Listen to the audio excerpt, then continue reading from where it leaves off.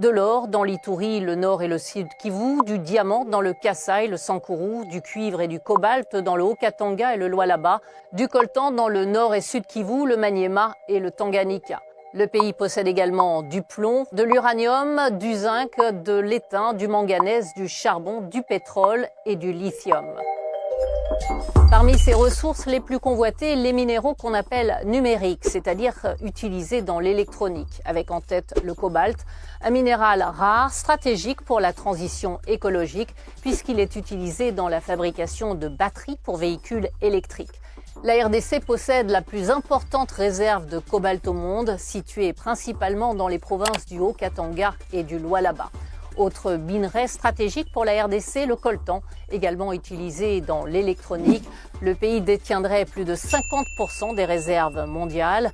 La quantité exacte n'est pas connue en raison du manque de données géologiques. On le trouve dans les provinces du Sud Kivu, du Nord Kivu, de l'Ituri et du Maniema. Quand on parle de coltan, on parle également de cassitérite, également utilisé dans l'électronique. Mais la principale ressource minière de la RDC, c'est le cuivre, utilisé dans la fabrication de câbles et fils électriques. Le pays est le deuxième producteur mondial de cuivre derrière le Chili, avec près de 2,4 millions de tonnes de cuivre produits l'année dernière, un record.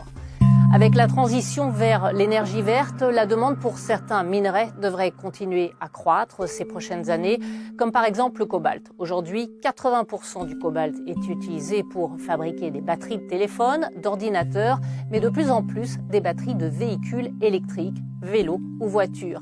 Une batterie de téléphone portable contient entre 5 et 10 grammes de cobalt, celle d'une voiture entre 5 et 10 kilos.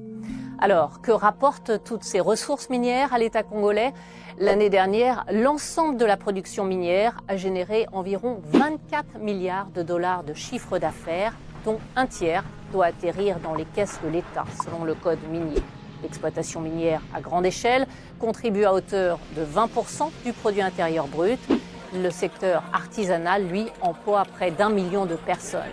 La RDC est donc assise sur un potentiel énorme, estime le géologue congolais Léon Moupé-Pelé, pour qui le sous-sol congolais est encore loin d'avoir révélé tous ses secrets.